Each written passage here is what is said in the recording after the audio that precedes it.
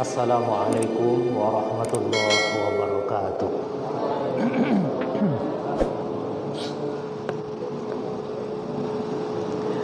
Alhamdulillahi rabbil alamin. Wassalatu wassalamu ala asrafil anbiya'i wal mursalin Sayyidina wa maulana Muhammadin wa ala alihi wa ashabihi ajma'in.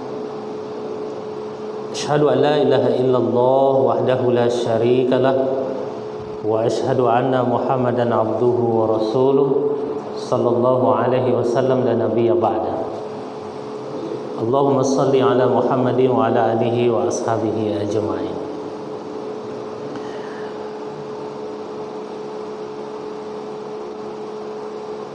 Alhamdulillah, puji syukur kita haturkan kepada Allah Subhanahu wa taala, Sang Al-Khaliq, yang telah menghendaki kita untuk bisa hadir di Masjid Al-Hijrah ini dengan nikmat dan rahmat yang tidak terhitung. Mudah-mudahan kehadiran kita pada malam yang berbahagia ini dicatat oleh Allah Subhanahu wa taala sebagai amal soleh dan dibalas dengan balasan pahala yang berlipat ganda. Salawat dan salam senantiasa kita hadiahkan buat junjungan kita Nabiullah Muhammad sallallahu alaihi wasallam. Allahumma salli ala Muhammadin wa ala alihi washabihi ajma'in. Yang sama-sama kita hormati Al-Mukarram Buya kita Ustadz Erman, guru saya, yang sama-sama saya hormati para nini mama, alim ulama, cerdik pandai, sula bendang dalam nagari, para imam khatib, ibu-ibu, bundo kanduang, limpape rumah nanggadang, kepai tampe batanyo, kepulang tampe babarito, generasi muda, pemuda harapan bangsa, pemudi sunting negara yang sama-sama kita sayangi. Bapak Ibu jamaah Masjid Al-Hijrah, apa kabar Pak Bu? Sehat Bapak Ibu? Alhamdulillah, segala puji bagi Allah yang masih memberikan amanah hidup kepada kita. Saya diminta sama Gurunda Dr. Urwatul Usko untuk menggantikan beliau. Saya mencoba menyampaikan sedikit saja, yang mudah-mudahan niat kita dalam thalabul ilmi pada malam ini memberikan keberkahan kepada kita semua. Ilmu yang didapat bisa diamalkan, karena kata Imam Ahmad bin Hanbal, sebaik-baik ilmu adalah ilmu yang diamalkan. Kita mendengar tentang ilmu sabar, maka kata Imam Ahmad, ilmu itu bermanfaat ketika direalisasikan. Imam Ahmad bin Hanbal itu tidak akan beralih dari satu ayat ke ayat berikutnya, dari satu surah ke surah berikutnya, sebelum beliau berupaya untuk mengamalkan. Karena kita di sini berupaya untuk itu, lambe-lambe baraja mengamalkan apa yang kita dengar. Sebab kalau ilmu menumpuk tanpa diamalkan jadi beban, barik di pundak, malu badan dia dibuatnya.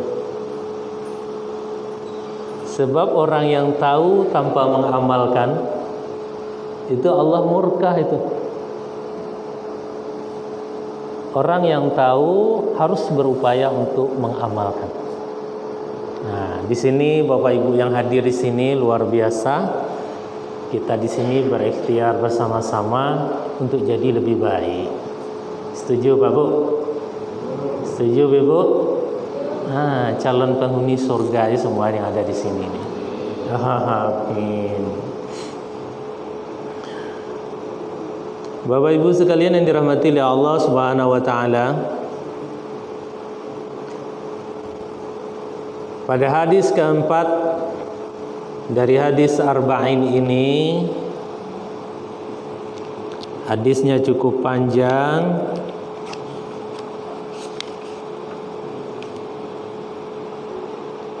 An Abdillah ibnu Mas'ud qala haddatsana Rasulullah wa huwa as-sadiqul masduq inna ahadakum yujma'u khulquhu fi batni ummihi 40 yawma nutfah summa yakunu 'alaqah misla dzalik summa yakunu mudghah misla dzalik summa yursalu ilaihi al-malaku fayanfuhu fihi ar-ruh wa yu'maru bi 4 kalimah bi katsbi rizqihi wa ajalih wa amalih wa syaqiyyu aw sa'id fa wallahi alladhi la ilaha ghairuh inna ahadakum la ya'malu bi 'amali ahli al-jannah hatta ma yakunu bainahu wa bainaha illa dhira'un fayasbiqu 'alaihi al-kitab fayamalu bi 'amalin ahli an-nari fayadkhulaha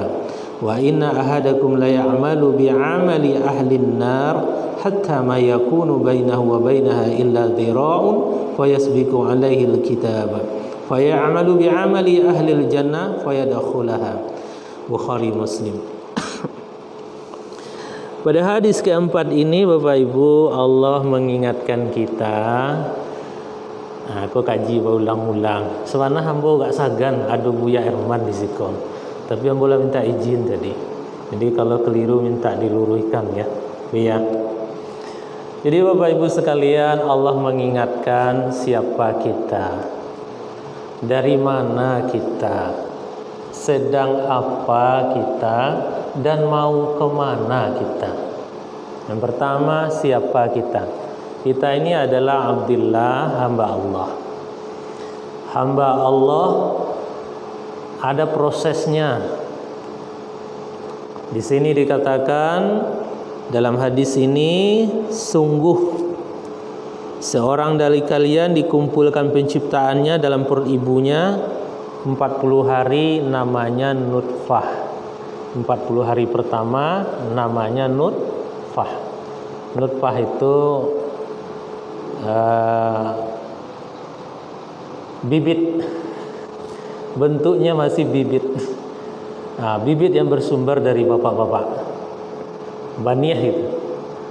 Jadi baniyah kok alhadu reknya seketek lah, disebarkan ke tempat pesemaian.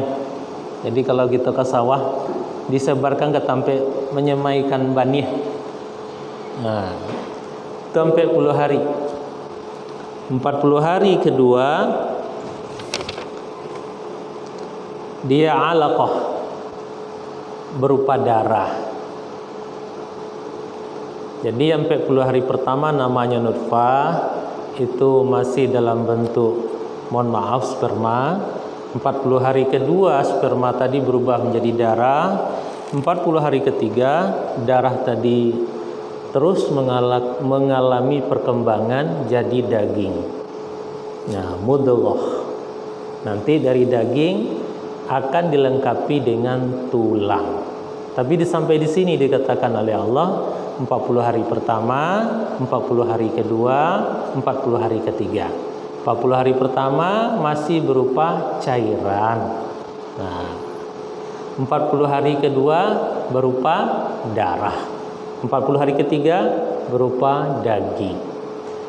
Ketika genap 40 hari ketiga, berarti 120 hari, maka Allah Subhanahu wa taala memerintahkan malaikatnya untuk meniupkan ruh.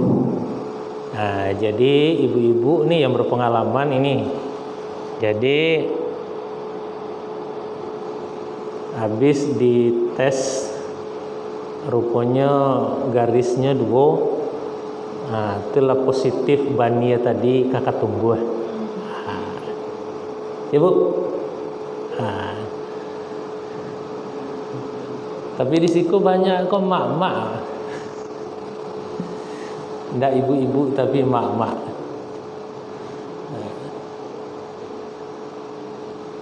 Karena kalau ibu-ibu ini identik lebih muda, Pak. Nah, Bu Chan, Bu cantik. Nah, Bu Mud, Bu muda. Tapi kalau lama emak-emak itu identik dengan udah jelita. Jelita itu jelang 50 tahun. Jadi emak-emak jelita. Jelang 50 tahun. Kalau ibu-ibu lah lebih 50 tahun, Bu.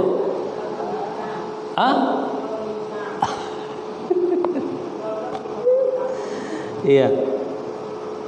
Jadi 40 hari pertama kalau dia gugur, ini tidak ada tanggungan bagi orang tua untuk memperlakukan seperti mayit, tidak ada. Gugur ya udah biarkan aja. Bawa ke dokter, dikiret ya Bu ya, dibersihkan gitu. 40 hari kedua umurnya 80 hari, kalau gugur pun tidak perlu disolatkan kalau dia gugur. 40 hari ketiga sama. Tapi kalau sudah genap 120 hari atau 121 hari gugur, maka perlakuannya perlu disolatkan, perlu dikafani, walaupun besarnya baru sebesar jempol. Jadi di sini dijelaskan. Nah, Bapak Ibu, jadi ketika air tadi setelah menjadi darah lalu menjadi daging, datang malaikat, ditiupkan ruh.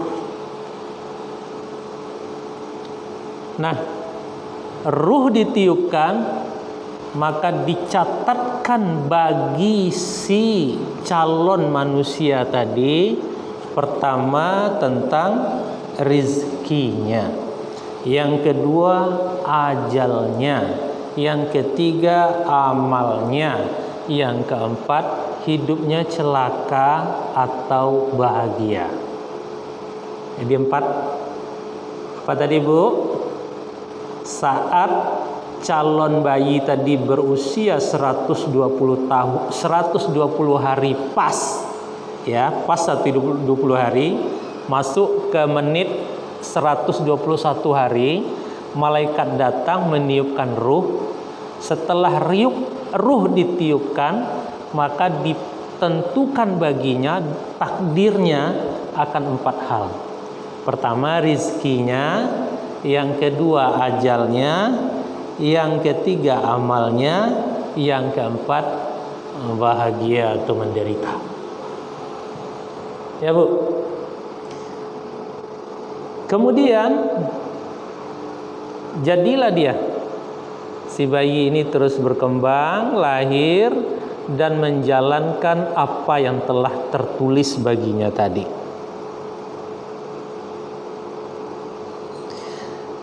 Nah, dilanjutkan di sini.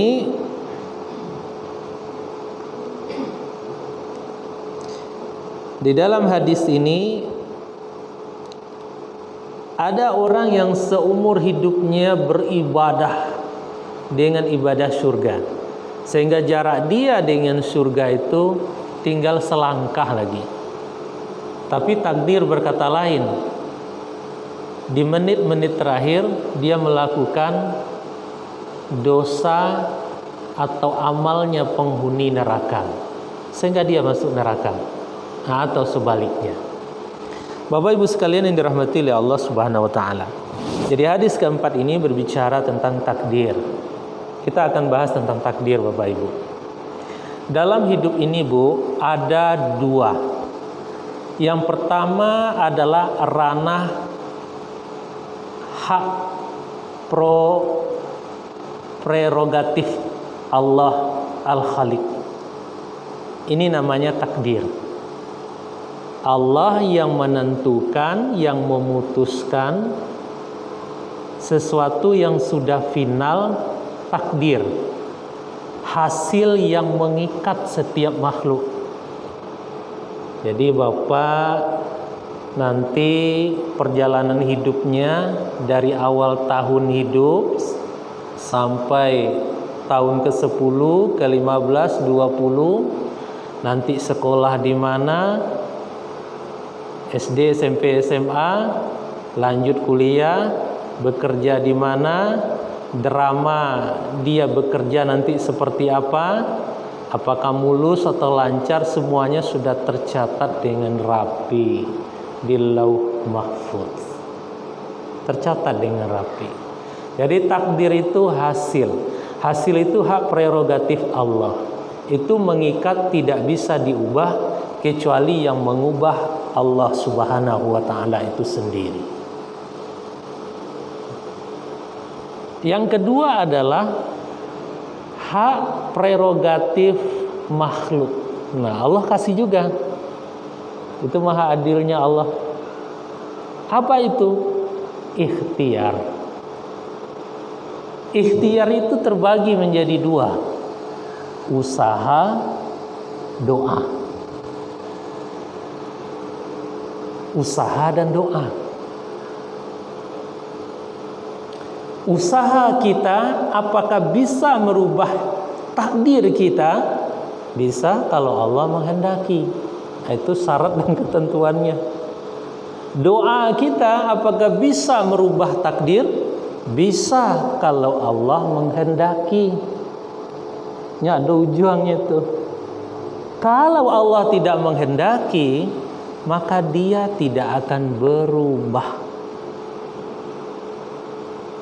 Sehingga ada kalam ulama mengatakan takdir itu menuntun manusia pada jalannya. Nah, ini kajian selesai nih Pak. Kok ada kawan mengecek kalau itu ambu duduk sela Ustaz. Mangga kerajo ya. Mangga harus bawa gadang sampai malam bagi adik-adik yang mahasiswa. Untuk abu no ambo bagadang. Kan lah kajale tu. Kalau takdir ambo kau menjadi upati, saya jadi upati man. Nah, kita harus bisa memilah, memilih, membedakan. Tadi kita sudah sampaikan ada dua hak. Ini haknya Allah. Allah yang menentukan hasil. Hasil tidak bisa dirubah. Seperti apapun ikhtiar manusia, tidak akan berubah kecuali Allah menghendaki untuk dirubah.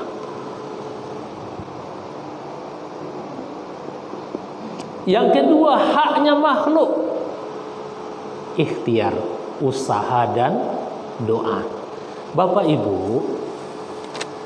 Allah itu tidak melihat pada hasil, karena hasil dia yang menentukan. Tapi Allah melihat pada ikhtiar kita, usaha dan doa kita. Apa itu yang termasuk pada usaha? Bergeser saya Bu 1 senti dari posisi duduk saya, itu udah kategori usaha. Saya rapikan rambut saya, itu usaha. Berdoa saya, itu usaha, ikhtiar. Berzikir saya, itu ikhtiar. Itu haknya saya sebagai makhluk, haknya Bapak Ibu sebagai makhluk. Inilah yang dilihat oleh Allah. Allah ingin tahu siapa yang bersungguh-sungguh, siapa yang benar-benar ingin mencari ridhonya Allah. Allah tuh udah tahu si A besok nih mau jadi kemenak ini. Nah, ya kan, kepala Kementerian Agama nanti ini. Buya Herman ini Buya Kondang di Kota Padang. Beliau dulu enggak tahu bahwa beliau akan menjadi mubalik. Enggak tahu dia. Tapi takdir menuntun beliau. Itu ya Pak Bu. Jadi bapak-bapak, ibu-ibu, saya dulu tahu nggak kalian, saya bisa seperti sekarang karena saya dulu memang bekerja keras. Perihal hasil capaian Bapak Ibu itu tidak ditentukan oleh Allah, tidak melihat pada usaha kita. Tapi yang dilihat, Allah tidak melihat pada hasil apa yang kita dapatkan, tapi Allah melihat pada usaha kita, keringat kita, semangat kita, kesungguh-sungguhan kita, lelahnya kita. Itu yang dilihat oleh Allah. Sampai sini bisa dipahami, Bu? Bisa ya, Bu ya? Mana yang menjadi hak kita dan mana yang menjadi hak Allah. Takdir itu haknya Allah. Tidak bisa kita ikut campur, Bu. Kalau berkisah saya di sini sampai besok pagi baru selesai. Banyak sekali kisah-kisah. Ini satu saja. Saya punya teman, Bu. Sekolah apa male, nakal warabi. Tahu warabi, Bu? Minta ampun nakalnya. Dapat ijazah SD itu pun karena kasihan gurunya. Habis itu nyomalala aja kerajonya. Tiba-tiba, Bu, nyok anayati ke seorang anak gadis. Babinih ya nak. Lalu ada saja keinginan bagi dia. Kamu pengen jadi wali nagari. Tapi dicari ijazah SD-nya. Syaratnya wali nagari itu harus SMA. Apa yang dia lakukan? Dia ambillah ijazah setara. Paket B, paket C. Ya Pak ya? Ambil paket 2 ijazah itu sehari selesai, Pak. Itu hebatnya negeri Konoha ini.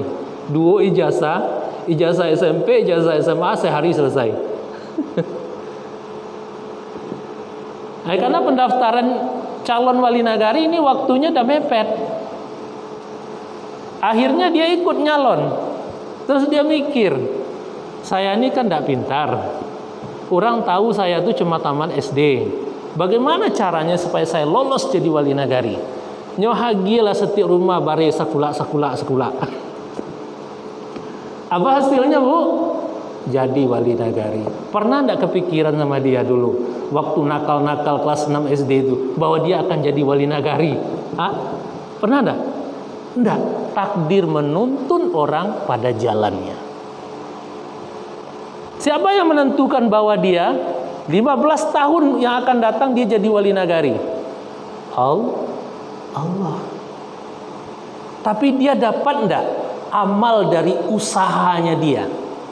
Dari lelahnya dia, keringatnya dia, air matanya dia itu berjuang, Yulita berjuang macam adik kita yang kuliah. Payah untuk mendapatkan ijazah itu payah. Dapat nggak dia ganjaran itu? Nggak dapat. Itu bedanya. Kalau kita berlelah-lelah, Allah ganti lelah itu dan Allah jadikan itu sebagai wal baqiyatus salihah khairun inda rabbika thawaban wa khairun amalan. Tuh, Bu.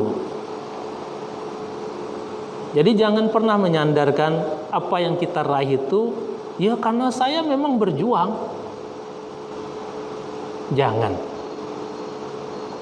Apa yang kita dapatkan saat ini itu memang takdir kita sudah tertulis. Hubungannya dengan usaha, ya memang takdir itu menuntun seseorang pada jalannya. Dan Allah tidak melihat pada hasil, tapi Allah melihat pada proses. Pada proses. Yang satu jadi wali nagari lewat ijazah paket B, paket C sehari jadi, lalu agih bare sakulak setiap rumah. Yang satu lagi jadi wali nagari, kuliah bakureh payah, selesai S1 SAG.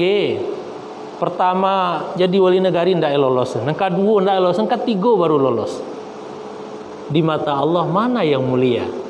Yang mulia yang usahanya lebih banyak. Karena hasilnya Allah sudah menentukan. Sampai kini clear ya, Bu ya? Ya. Perihal takdir ini udah masuk ya? Udah bisa diterima, Bu? Masuk akal, Bu? Masuk? Ini bahasa namanya bahasa kampung, Bu. Suatu ketika Bapak Ibu, Imam Syafi'i bertandang ke rumah gurunya Imam Malik. Imam Malik ini penulis kitab Al-Muwatta. Bertandang beliau. Nah, setelah sholat subuh, beliau berdialog dengan gurunya. Wahai guruku, apa pendapat Anda tentang takdir? Nah, gue kecek muridnya kok. Nang kecek gurunya, wahai Ananda, kalau pagi ini Allah mentakdirkan saya makan anggur, maka anggur itu akan datang walaupun saya tidak keluar dari kamar saya. Anggur yang mencari saya. Nang kece Imam Malik, ambo nak sepakat dah guru.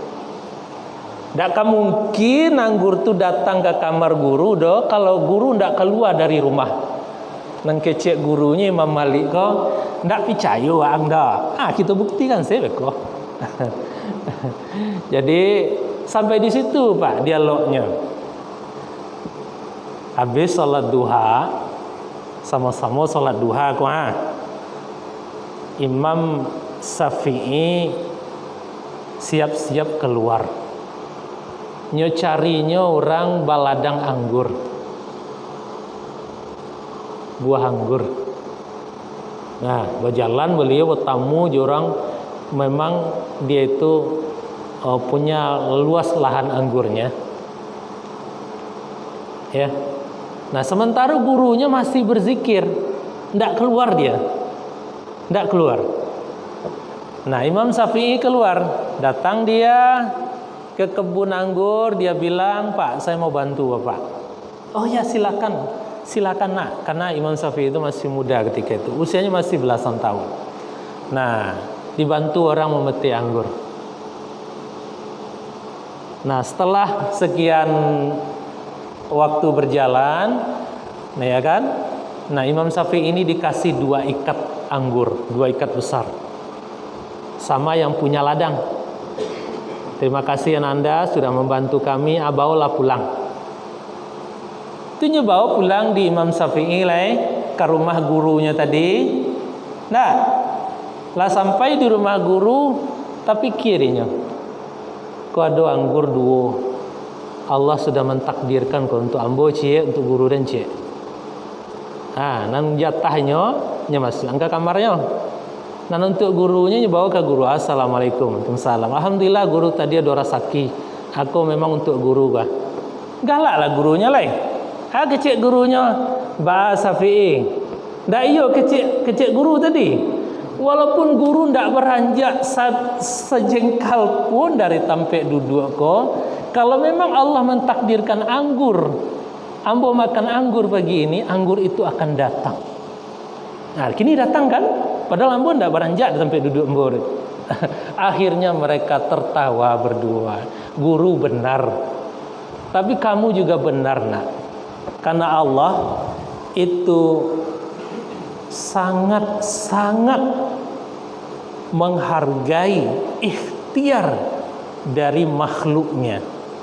Makanya tadi di alas, kalau ya takdir itu akan berubah lewat usaha, lewat doa, kalau Allah menghendaki. Kalau Allah menghendaki. Sampai di sini paham, Bu? Bapak Ibu? Masya Allah.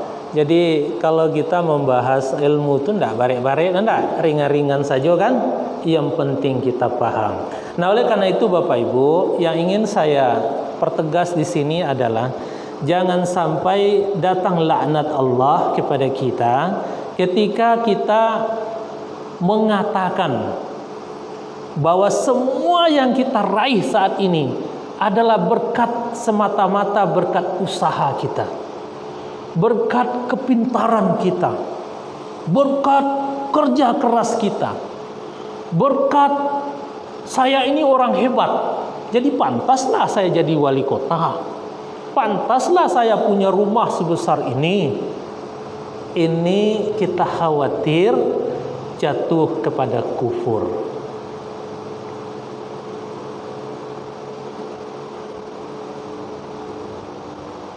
Kan banyak dah Pak. Hebat si anu ini ya, profesor, doktor. Iyalah, ada ndak candoang deh.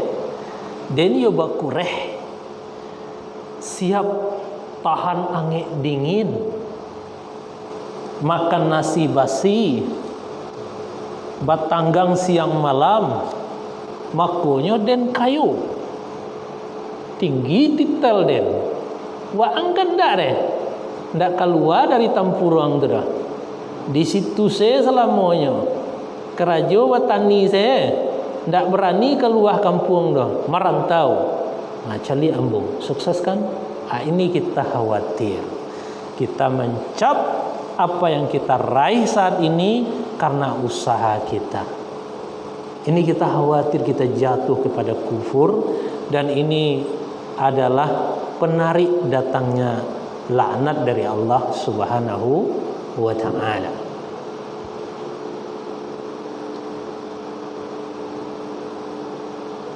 Bapak Ibu, Ibu sudah clear ya Bu ya, mana yang hak prerogatif Allah, areanya area Sang Pencipta, dan mana haknya kita sebagai makhluk. Haknya kita sebagai makhluk adalah berusaha. Nih kawan-kawan yang gagal nyalek, saya selalu menyemangati. Nyalek itu berjuang bro. Setiap rupiah yang dikeluarkan itu jadi pahala di sisinya. Kalau niatmu ikhlas karena Allah, prosesmu benar. Karena ada orang yang menang di mata makhluknya, tapi gagal di mata Sang Pencipta. Menang bukan berarti mulia, kalah pun bukan berarti gagal. Tapi orang yang curang, menghalalkan segala cara, itu sudah pasti mendapatkan azab Allah. Azab Allah. Tidak ada ruang diskusi untuk itu. Karena Allah menilai apa yang kita lakukan. Apa yang ada di pikiran kita ini Bu. Ibu bertemu dengan kawan lama, ala 20 tahun ndak bertemu dah. Dulu kawan sewaktu SD. Mungkin ibu pernah mungkin ya reunian SD 05 jangan. Nampak kawan, wallah si anu le yo, tambah buruk, tambah kusui. Capek tuh, merasai duitnya ya, ndak ada perkembangan do, ndak macam den. Kita menghakimi orang lain dari apa yang nampak oleh kita secara lahir, itu dosa Bu. Dosa. Bisa jadi dia lebih mulia daripada kita. Nampak para pemulung itu jangan kita under image negatif ke dia. Calilah kau orang ku pantasnya merasai. Baal betul Pak pamaleh. Aku kelasnya kok kelas kaum sudra, kelasnya kelas pembantu. Celi ambung. Ini adalah dosa.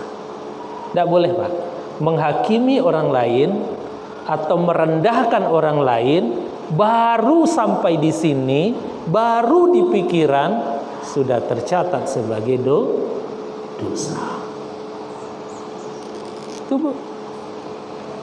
Ya, sudah tercatat sebagai dosa. Alladzi khalaqal mauta wal hayata liyabluwakum ayyukum ahsanu amala. Jadi Bapak Ibu, Allah ciptakan kita Allah beri kita kehidupan, Allah ambil nyawa kita, Allah mudahkan berbagai urusan kita, atau Allah beri kita kesulitan, masalah-masalah. Semua itu untuk menguji kita. Untuk menguji kita. Ayyukum ahsanu amala. Mana paling rancak amalnya? Yang ikhtiarnya ini benar-benar ikhlas karena Allah. Jadi Allah melihat pada proses, Pak. Bapak hadir di sini ya Ustaz, Allah 10 menit ambo duduk, kambuh asam urat. Setiap kali ada rasa-rasa nyeri di badan apa, maka setiap kali itu juga dosa berguguran. Derajat ibu dinaikkan. Kalau dapat suami yang rewel, Bu, kalau dapat ibu, dapat bapak-bapak yang rewel, suami rewel, laki rewel, selama hati ibu sakit, dibilang masak ndak pandai, lah 10 cucu masak macam modeko nano-nano rasanya, selama hati ibu tu merasa sakit, ibu ndak ada sayangnya nyo kadendo, maka selama ibu tadi berguguran dosa-dosa ibu. Ya.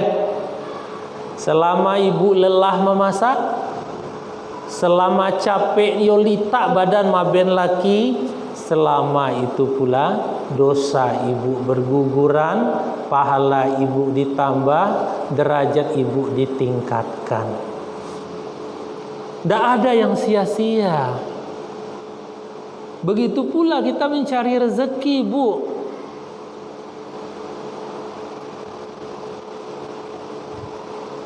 Jadi luar biasa.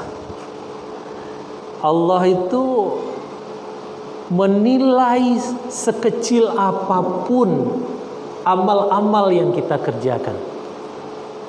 Faman ya'mal misqala dzarratin khairan yarah wa may ya'mal misqala dzarratin syarran yarah.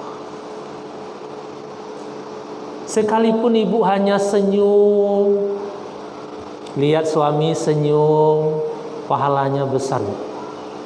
Ibu-ibu ketemu bapak baru pulang dari mana? Assalamualaikum, waalaikumsalam, dibukakan pintu, dicium tangannya. Mencium tangan suami itu bagaikan mencium hajar aswad. Makin sering ibu cium tangan bapak-bapak, makin gede pahalanya. Karena ibu makin sering mencium hajar aswad. Nah, apalagi kalau tangan bapak-bapak hitam, makin sempurna itu hajar aswadnya. Itu baru tangan, Bu. Kalau bapak-bapak lah lalu, ibu calik bapak-bapak kau mengorok je lalu. Yo kare ngoroknya suami yang, Bu. Nah, selama ibu bisa menahan telinga, ya bersabar ibu, maka selama itu pula dosa kita diampuni, pahala kita ditambah, derajat kita ditingkatkan. Allahu Akbar. Habis Ustaz. Itu namanya talama yang bernilai di sisi Allah Subhanahu wa taala.